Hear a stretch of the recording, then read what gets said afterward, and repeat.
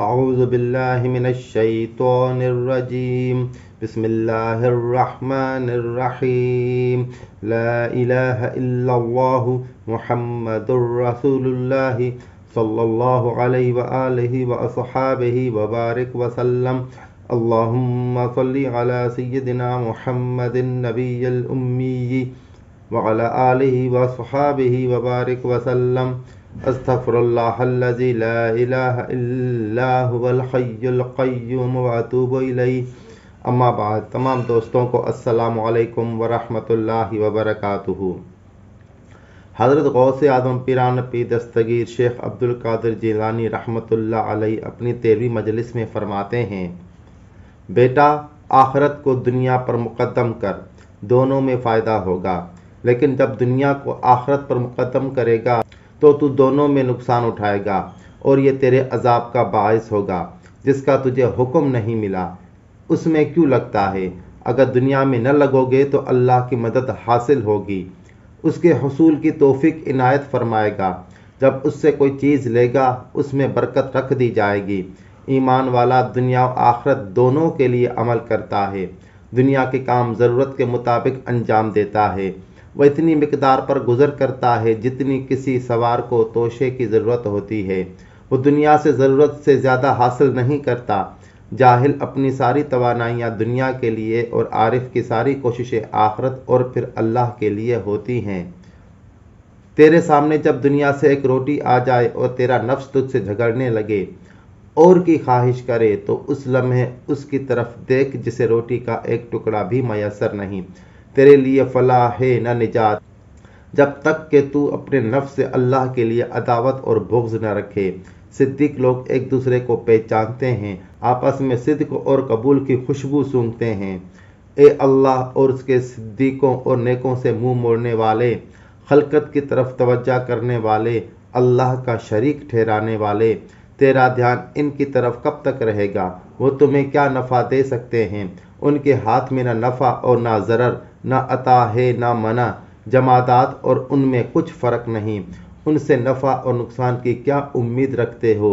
شہنشاہ حقیقی ایک ہی ہے، نفع نقصان پہنچانے والا ایک ہی ہے، حرکت و سکون دینے والا ایک ہے، مسلط کرنے والا بھی ایک ہی ہے، مسخر کرنے والا ایک ہی ہے، عطا کرنے والا ایک ہی ہے، عطا سے روکنے والا ایک ہی ہے، پیدا کرنے والا ایک ہی ہے، رزق دینے والا ایک ہی ہے، یعنی اللہ کی ذات پاک۔ وہی قدیم ہمیشہ سے ہے، ہمیشہ رہے گا۔ وہی خلقت سے پہلے اور تمہارے ماں باپ اور مال والوں سے پہلے موجود تھا۔ وہی آسمانوں اور زمینوں اور جو کچھ ان میں اور ان کے درمیان ہے پیدا کرنے والا ہے۔ لیس کمثلہ شیء وہو السمیع البصیر، اس کی مثل کوئی نہیں، وہی سب کی سننے والا اور سب کچھ دیکھنے والا ہے۔ اے مخلوق الہی، تجھ پر سخت افسوس ہے کہ اپنے خالق کو جیسا کہ پہچاننا چاہیے تم نہیں پہچانتے۔ قیامت کے دن اگر اللہ نے مجھے کچھ اختیار بخشا تو تمہارے شروع سے آخر تک سب بوجھ اٹھا لوں گا۔ اے قرآن پڑھنے والے، زمین و آسمان والوں کو چھوڑ کے میرے سامنے پڑھ، میں اس کی خوب سمجھ رکھتا ہوں۔ جو کوئی علم شریعت پر عمل کرتا ہے تو اس کے اور اللہ کے درمیان دروازہ کھل جاتا ہے، جس کے ذریعے سے اس کا دل بارگاہ الہی میں داخل ہو جاتا ہے۔ لیکن اے عالم، تو کیل و قال کرنے اور مال جمع کرنے میں لگا ہے، مگر اپنے علم پر عمل کرنے کی طرف توجہ نہیں۔ اس حال میں تیرے ہاتھ علم کا ظاہر لگتا ہے، اس کا باطن نہیں۔ اللہ تعالیٰ اپنے بندوں میں سے جب کسی کے ساتھ بھلائی کرنا چاہتا ہے تو پہلے اسے علم عطا کرتا ہے، پھر اس کے دل میں عمل اور عمل کے لیے اخلاص ڈالتا ہے، اور یوں اسے اپنے سے اپنی طرف اور قریب کر دیتا ہے، پھر اسے علم قلوب اور اسرار کی تعلیم دیتا ہے، پھر اسے اپنے غیر کے سوا اپنے لیے خاص کر لیتا ہے اور اسے اپنا برگزیدہ بنا لیتا ہے، جیسا کہ حضرت موسیٰ علیہ السلام کو برگزیدہ بنا کر ارشاد فرمایا، لَاصْطَنَعْتُكَ لِنَفْسِي، میں نے تمہیں خاص اپنے لیے بنایا، نہ اپنے غیر کے لیے، نہ خواہشوں اور لذتوں اور عادتوں کے لیے، نہ زمین کے لیے، نہ آسمان کے لیے، نہ جنت اور دوزخ کے لیے، نہ سلطنت کے لیے اور نہ تباہی کے لیے۔ تمہیں کوئی چیز مجھ سے نہیں روک سکتی اور نہ کوئی شغل اپنی طرف کھینچ سکتا ہے، نہ میری طرف سے کوئی صورت تمہیں قید کر سکتی ہے، اور نہ کوئی مخلوق میرے اور تمہارے درمیان حجاب بن سکتی ہے، اور نہ کوئی خواہش مجھے بے پرواہ کر سکتی ہے۔ اے بیٹا، گناہ کر کے اللہ کی رحمت سے مایوس نہ ہو، بلکہ اپنے کپڑوں سے گناہ کی نجاست کو توبہ کے پانی سے دھو دے۔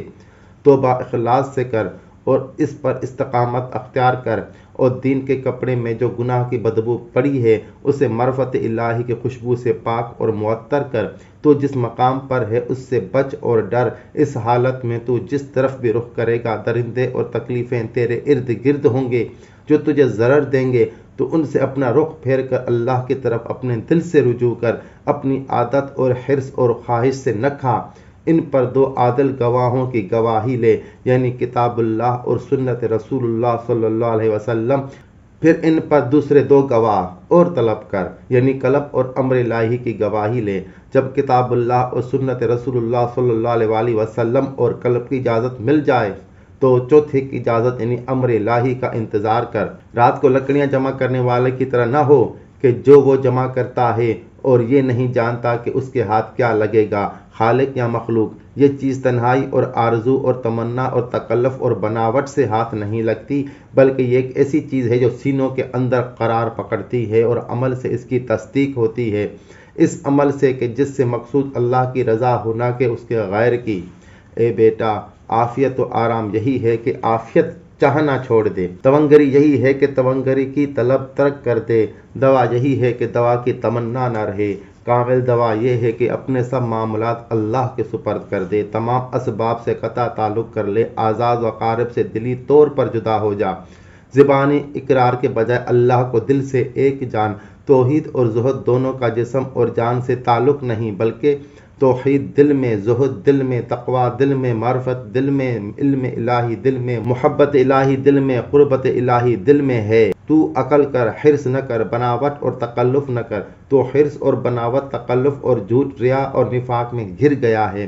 تیرا کامل مقصود یہی ہے کہ خلقت کو اپنی طرف کھینچ لو۔ تمہیں نہیں معلوم کہ جب تم دل سے ایک قدم خلقت کی طرف چلتے ہو تو اللہ سے کس قدر دور جا پڑتے ہو۔ تمہیں دعویٰ تو طالب حق ہونے کا ہے، جبکہ دل میں طلب مخلوق کی ہے۔ تمہارا حال اس شخص کی طرح ہے جس نے کہا میرا ارادہ مکہ معظمہ جانے کا ہے، اور چل دیا خراسان کو، چنانچہ مکہ سے دور ہوتا چلا گیا۔ تجھے یہ دعویٰ ہے کہ میرا دل مخلوق سے الگ ہو چکا ہے، تو پھر مخلوق کا ڈر خوف کیوں کر ہے، اور مخلوق سے کوئی امید کس لیے ہے؟ تمہارا ظاہر زہد ہے جبکہ باطن میں خلقت کی رغبت ہے۔ تمہارا ظاہر حق کا ہے جبکہ باطن خلقت کا ہے۔ یہ امر زبان درازی سے حاصل نہیں ہوتا۔ ایسی حالت میں نہ خلقت ہے، نہ دنیا، نہ آخرت، اور نہ ما سوا اللہ۔ خلاصہ کلام یہ ہے کہ وہ واحد ہے، واحد کو پسند کرتا ہے، واحد ہے، شریک کو ناپسند کرتا ہے۔ تیرے ہر امر کی تدبیر وہی کرتا ہے۔ جو کچھ تجھے کہا جائے قبول کر۔ مخلوق تو عاجز ہے جو تمہیں کوئی نفع یا نقصان نہیں دے سکتی، بلکہ اللہ تعالیٰ ہی تیرے نفع یا نقصان کو ان کے ہاتھوں پر جاری فرما دیتا ہے۔ اللہ ہی کا فعل تجھ میں اور ان میں تصرف کرتا ہے۔ تیرے نفع نقصان کی جو چیزیں ہیں، اللہ تعالیٰ کا قلم اس کے علم کے مطابق تیرا نصیب لکھ چکا ہے۔ توحید والے صالحین باقی خلقت پر اللہ کی حجت ہیں۔ ان میں سے بعض وہ ہیں جو اپنے ظاہر اور باطن کے ساتھ دنیا سے الگ تھلگ ہیں، بعض وہ ہیں جو باطنی طور پر دنیا سے قطع تعلق کیے ہوئے ہیں اور ظاہر میں دولت والے ہیں، ان کے باطن پر دنیا کا ذرا سا بھی اثر نہیں دیکھتا۔ دلوں کی صفائی والے ہی اس پر قدرت رکھتے ہیں، اور ایسوں ہی کو خلقت کی سلطنت عطا کر دی جاتی ہے۔ یہی فرد بہادر و بے باک ہیں۔ بہادر وہی ہے جس نے ماں سوا اللہ سے اپنا دل پاک کیا اور اللہ کے دروازے پر توحید و شرع کی تلوار لے کر کھڑا ہو گیا۔ مخلوقات میں سے کسی کو اپنے دل کی طرف آنے کی اجازت نہیں دیتا۔ مقلب القلوب ہی اس کے قلوب میں جلوہ فرما ہے۔ شرع اس کے ظاہر کو مہذب کرتی ہے، توحید و معرفت اس کے باطن کو تہذیب سکھاتے ہیں، اور علم الہی ظاہر و باطن پر اسرار کا اظہار کرتا ہے۔ اے بندے، اس بات میں کوئی فائدہ نہیں کہ اس نے یہ کہا اور ہم نے یہ کہا۔ تو کسی چیز کو حرام کہتا ہے جبکہ تو اسے خود کرتا ہے، کسی چیز کو حلال کہتا ہے جبکہ تو اسے خود نہیں کرتا۔ تو سر سے پاؤں تک ہوس ہی ہوس ہے۔ رسول اللہ صلی اللہ علیہ وسلم نے فرمایا، وَيْلٌ لِّلْجَاهِلِ مَرَّةً وَلِلْعَالِمِ 7 مرات۔ جاہل کے لیے ایک دوزخ اور عالم کے لیے 7 دوزخ ہیں۔ جاہل کے لیے ایک دوزخ ہے کیونکہ وہ علم نہیں رکھتا، اور عالم کے لیے 7 دوزخ اس لیے ہیں کہ وہ علم رکھتا ہے لیکن عمل نہیں کرتا۔ اس سے علم کی برکت اٹھ جاتی ہے اور اس کے خلاف حجت باقی رہتی ہے۔ علم پڑھ پھر اس پر عمل کر، خلقت سے جدا ہو کر محبت الہی میں مشغول ہو۔ جب تیری خلوت اور محبت صحیح ہو جائے گی تو تمہیں اپنے قریب اور نزدیک کر کے اپنی ذات میں فنا کر دے گا۔ فنا فی اللہ کے بعد اگر چاہے تو تمہیں مشہور کر کے خلقت پر ظاہر کرے اور تیرے نصیب کا لکھا پورا کرنے کے لیے تجھے مخلوق میں واپس کر دے۔ تیرے بارے میں اپنے علم سابق اور تقدیر سابق کی ہوا کو حکم دے گا۔ وہ ہوا تیری خلوت کی دیواروں پر چلے گی اور انہیں گرا دے گی اور یوں خلقت پر تیرا حال کھول دے گی۔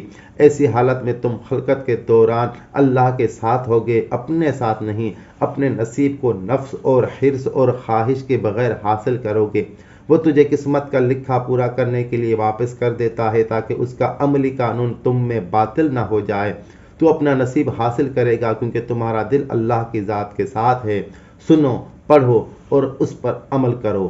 اے اللہ اور اس کے پیاروں سے بے خبرو، اللہ اور اس کے ولیوں پر انگلی اٹھانے والو، حق تو وہی حق تعالی ہے اور تم مخلوق باطل ہو۔ حق دلوں اور باطنوں اور اسرار میں ہے، جبکہ باطل نفسوں اور خواہشوں اور حرصوں اور عادتوں اور دنیا اور ما سوا اللہ میں ہے۔ قلب کے لیے فلاح و نجات نہیں جب تک کہ وہ قدیم و ازلی، دائم و ابدی اللہ کے قرب سے متصل نہ ہو۔